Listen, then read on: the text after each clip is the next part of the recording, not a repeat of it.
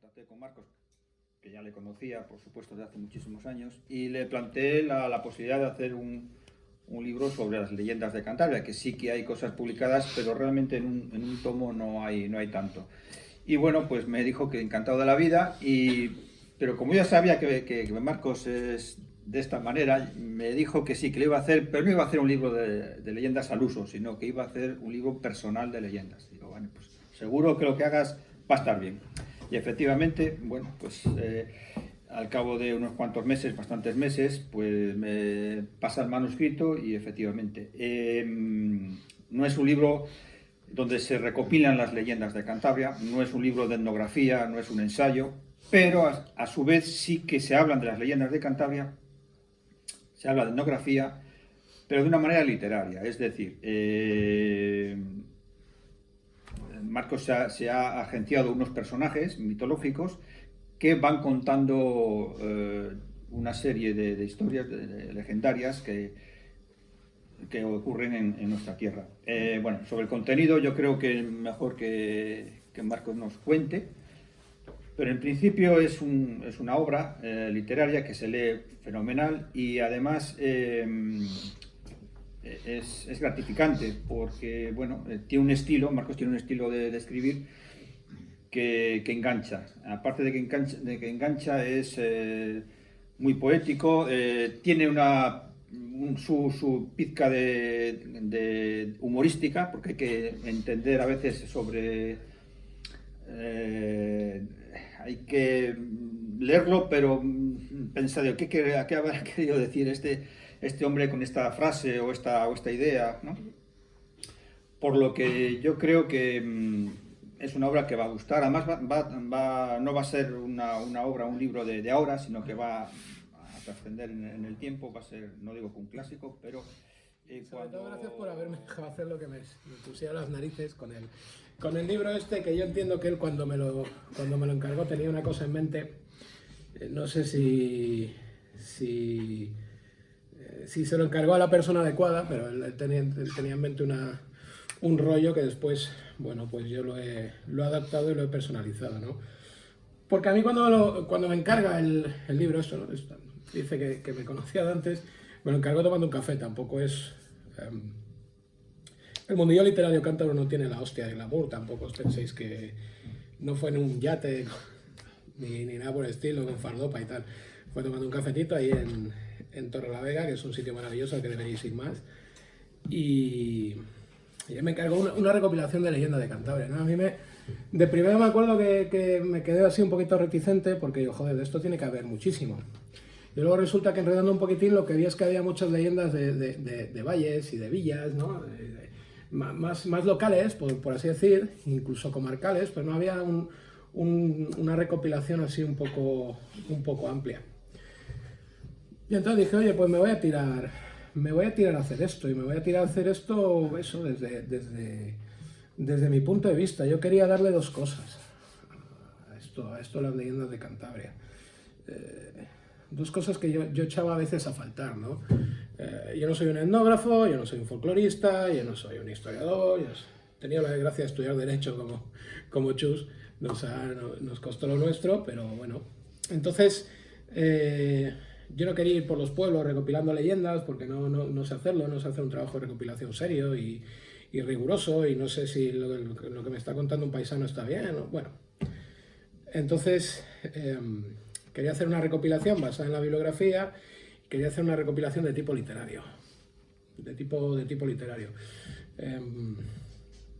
A mí me gustan mucho los libros estos que te vienen con un listado de leyendas, ¿no? 30 y tantas leyendas de Cantabria y tal.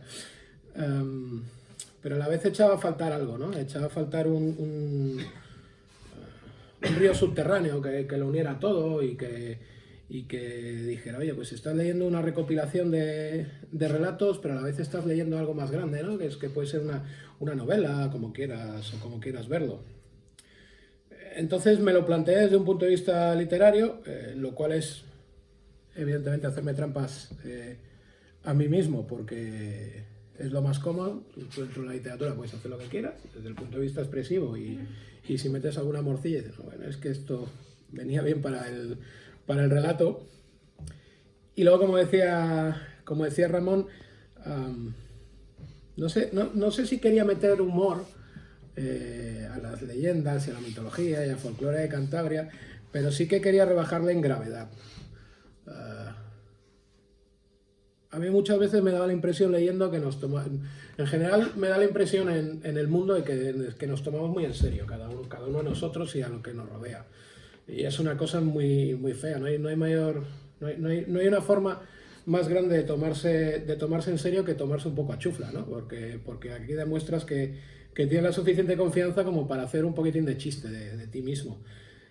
Yo leía eso, recopilaciones y cosas por el estilo, y las veía todas un poco encorsetadas, un poco seriotas, un poco desprovistas de chispa. Que es algo que a mí me llama mucho la atención. Yo luego voy por los pueblos de Cantabria y yo hablo con la hostia de gente, y lo que me encuentro es un porcentaje muy alto de una cierta retranca, de una cierta ironía, de algo que quizás no empuja a la carcajada, sino a la sonrisa, pero que está muy presente, ¿no?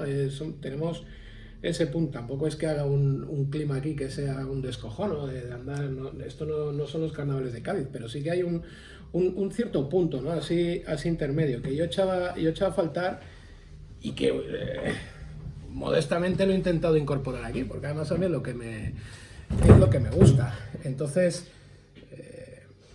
cogiendo un material guapísimo y un material riquísimo y un material muy, muy amplio y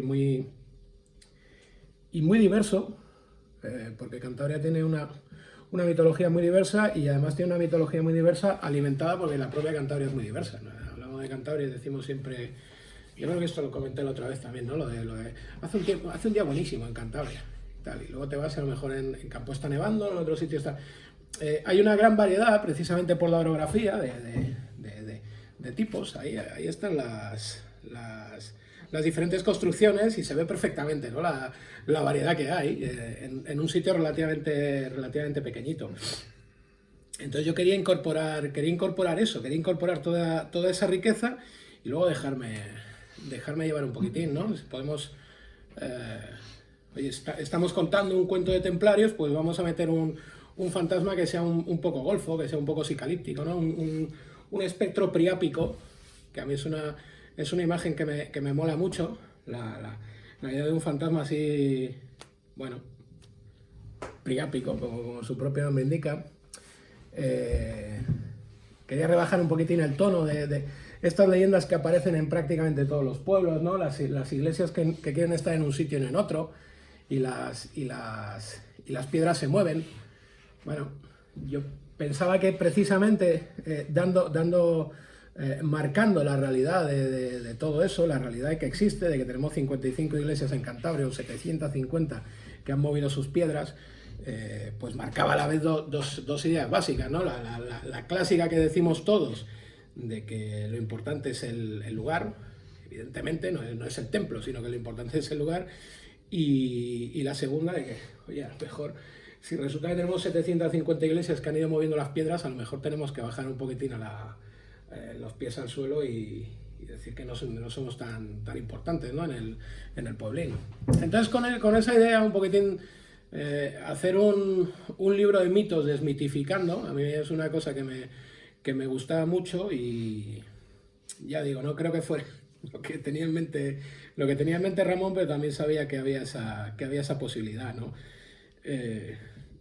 Y luego eso, he volcado todo tipo de historietas, de obsesiones y tal. Algunas no me había dado cuenta. El otro día me comentaba una persona que lo había leído, y me decía que el eje principal, ¿no? Los antiguos dioses, los que van contando las leyendas, que es el libro tiene varios niveles, ¿no? De lectura. Entonces en el nivel principal hay una reunión de antiguos dioses, y yo pensaba, digo, joder, que si realmente los dioses de Cantabria existieron, ¿qué hacen ahora? Tienen que estar la hostia aburridos, ¿no? Erudino y todos estos, joder, no hay nadie que me diga nada. Y estuve 5.000 o 50.000 o 200.000 años que todos los días me llevaban una vaca ahí sacrificada, y ahora llevo 2.000 y pico años que no hay ni Dios. Tienen que estar aburridos. Entonces yo digo, joder, ¿esta peña qué hace? Evidentemente esto lo copié de otra persona, esto yo no tengo idea de estas. Entonces los llevé a un claro de un bosque y les puse a contar historias. Y A mí el otro día me decía una persona que lo que había reflejado me decía, joder, es como una cena navideña de una familia disfuncional. Dice, porque les ves, tienen ahí sus piques, ves que hay como una figura maternal casi elevada, que no pisa el suelo y tal. Entonces supongo que también he metido yo pues ciertas obsesiones casi de manera subterránea sin darme yo cuenta. Sin darme yo cuenta, no, pues en mi familia somos 3 en Navidad, no nos da ni para discutir. No hay pegas. Pero ese tipo de historias. Y también he intentado otra cosa que a mí joder, yo lo veía cuando leía leyendas por ahí. Normalmente la recopilación del folclore, sobre todo la que se hacía en la prensa del 19, ¿no? que era muy habitual, tiene una cosa maravillosa y es que es muy inmediata. Cuando dicen que lo han oído directamente de los labios del informante, ¿no? Que decís antes, te lo crees. Y tiene una cosa que es menos maravillosa y es que normalmente son relatos muy breves que no tienen contexto. Entonces, yo he intentado darle un poco de contexto, ¿no?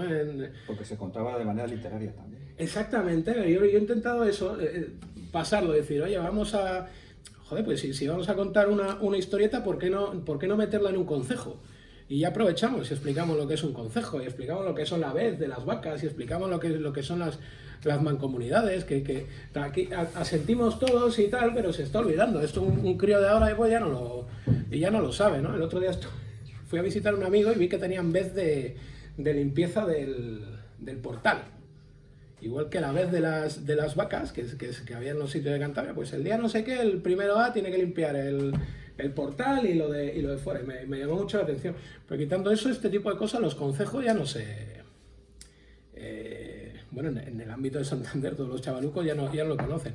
Entonces vamos a intentar meter cosas. Vamos a hablar de los barruntas, por ejemplo, ¿no? La figura esta santanderina que tiene tanto de épica como de patética, ¿no? Vamos a hablar de cosas de cosas de pasiegos. Vamos a intentar ser un poco rigurosos. Con los pasiegos parece que cualquier cosa que digas es... cualquier historia que te inventes lo puedes hacer. Vamos a intentar ser un poco rigurosos. Y yo lo que he procurado, ¿no? Es lo de ¿cómo es? Instruir deleitando, ¿no? Que es una cosa horrorosa que no creo que nadie lo lleve a cabo, pero al menos bueno, básicamente el resumen es que tenía en la cabeza intentar hacer lo que me salía a los huevos y es lo que he acabado haciendo. Y afortunadamente este tío no me ha cortado las alas en ningún momento, que es algo que yo tengo mucha suerte con los editores, pero sé por experiencia de otras personas que es algo que no suele ocurrir, ¿vale? Entonces todo lo que está ahí es lo que yo quería. Es algo muy guapo en la foto, en un hayedo de Nesles, es esto, estaba mirando una ardilla, lo juro. Entonces me pilló mi novia, que es la fotógrafa, sí, me sacó una foto. Cuento aquí cuatro historietas y que no se nos olvide, porque además hoy no está aquí, el libro tiene un punto adicional. Mira, ya están mirando lo guapo que salgo en la foto. El libro tiene un punto adicional que a mí me gusta mucho, porque además creo que es muy original y que está muy bien. Tiene un diálogo muy chulo entre lo clásico y lo muy moderno, que son las ilustraciones que ha hecho Elena Ibáñez, que ya os digo, hoy no está aquí. Estuvo con nosotros en Torrelavega. Es vergonzantemente joven, ¿verdad? Es una cosa que llamaba mucho la atención. Y la encontró Ramón enredando por redes, nunca mejor dicho. Y resulta que era de mi valle. Resulta que era de tu valle, porque todo el mundo sabe que Toranzo es internacional. Y le ha dado un punto de vista muy chulo, ¿no? A cosas que son... O sea, a mí, por ejemplo, la portada me gusta mucho, y mira que es difícil que me guste una interpretación a día de hoy de Lojanka, que la hemos visto 70 y tantas mil veces, es muy difícil. Entonces ella le ha dado ahí ese punto pues eso, con un estilo bastante clásico, pero a la vez metiendo ideas modernas. Yo creo que en este caso enriquecen mucho no sirven para descansar la vista de tantas letras, las ilustraciones, sino que enriquecen. Además, a veces hasta dialogan. Yo estoy muy contento. ¿Vale? A los niños les encantan las ilustraciones, les gusta mucho. Yo tengo 2 sobrinos, estuvieron mirando las ilustraciones, les gustó mucho la ilustración que hay de la hojáncana, así con las tetas y tal, y los gusanos, que es muy visual, muy impactante. Entonces yo creo que Elena ha hecho un trabajo realmente guapísimo. Y bueno, yo no sé, para estar aquí hablando yo tampoco, no sé si tenéis alguna cosa, alguna cuestión, alguna duda. Si no, yo puedo seguir, que tampoco hasta 50 minutos más o menos lo tengo marcado. No, yo creo que lo has contado bastante bien. Sí que es verdad que al que no... Si alguien ve la portada del libro, ¿no? y le compra pensando que lo que hemos dicho al principio, ¿no? Que es un ensayo, una recopilación de leyendas, empieza a leer y se encuentra con esos dioses que se reúnen en un bosque, un claro de un bosque y tal. Hasta ahí, el que pase de ahí, ya desde luego tiene el libro... Bueno, también te digo, si la ha comprado a mí... No, hombre, pero lo que se trata es de otro. Como si le echa para fuego. Y cuando empiezas realmente a contar las historias legendarias, pues ahí realmente es cuando te engancha, ¿no? Porque son historias independientes que se pueden leer, no se pueden tiene por qué leer de un tirón, sino que bueno, las puedes dosificar una cada día o lo que sea. Y bueno, hay incluso historias que se pueden contar perfectamente a niños, o sea que... Sí, pero no es un libro a niños. No, por descontado que no. Me lo han preguntado varias personas y digo, pues oye, mira, lo de... No, porque es una literatura, pues digamos, eso, que hay que... Lo de los templarios violando vírgenes igual no es muy de niños. Pero sí que es un libro para leer en alto, es decir, para que alguien lea en alto y se pueda... Bueno, la gente lo pueda escuchar. Sí, eso está buscado y además es una trampa, porque no deja de ser una trampa. No hay mayor ficción que intentar escribir literatura para la oralidad, ¿no? Imitando la oralidad, porque en el fondo es una ficción absoluta, ¿no? Yo estoy hablando aquí, repito un montón de palabras porque estoy pensando mientras hablo y tal, entonces la literatura es muy pulida y eso. Tú lo que puedes conseguir es una cadencia, un ritmo, y eso sí que lo he intentado en algunos, sobre todo en algunos momentos, con los diálogos y tal. Luego sobre todo un par de leyendas donde ya le he dado otra vuelta de tuerca, entonces es una leyenda que cuenta un personaje y que a su vez habla por boca de otro personaje que está contando una leyenda a un tercer personaje. Entonces eso... A mí me permitía jugar con una cosa que siempre me ha asombrado para mal de las novelas y que yo quería ir dejando, ¿no? Ideas por ahí. Ideas de estas que no se tienen por qué, no tenéis por qué pillarlas, ¿no? Pero yo me quedo mucho más satisfecho, ¿no? Fíjate, hay, por ejemplo, hay un momento que se habla de la gran divinidad, ¿no? de Cantabria, y digo que el nombre, que es un nombre secreto, que nadie lo sabe, y que a veces tiene 4 letras y a veces tiene 6 letras. Entonces me decía una persona, dice, ¿y qué nombres son estos? Digo, no, es que no tiene nada que ver, no son nombres. Digo, es que la gracia es que la palabra 4 tiene 6 letras y la palabra 6 tiene 4 letras. Entonces, con eso es un jueguillo así como muy rápido, que no lo pillas. Según lo haces, no lo pillas, pero te está dando una idea como de circularidad, ¿no? Como de principio y final. Este tipo de chorradas hay un montón de ellas. Y volviendo a lo que decía antes, que yo me voy, pero casi siempre vuelvo, yo quería jugar con lo falibles que son los contadores de historias, ¿no? Hay veces que un personaje está contando una historia y hay otro personaje que le corrige. Dice, no, esto no fue así, fue de esta forma. Y a mí es que me fascina cuando leo, por ejemplo, una novela, no te digo ya nada si es un ensayo, y te va diciendo, dice, no, recuerdo la carta que me mandaron el 7 de agosto de 1981 y que empezaba, querido Marcos, 2 puntos, y te dice la carta, a mí eso me saca de la narración, porque la suspensión de la realidad, ¿no? Se me escapa, prefiero que me metas un zombie.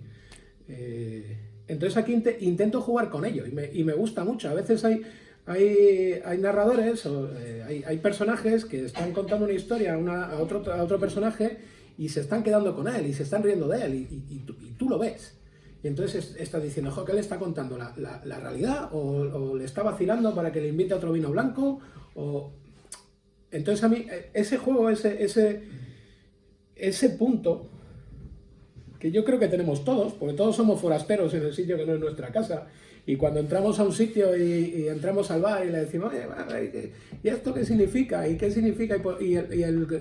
Entonces siempre tienes presente la posibilidad de que venga el chancero del pueblo o el paisano que quiere beber a tu costa y te la meta doblada, te diga cualquier cosa. Entonces jugar con eso a mí me parecía súper atractivo.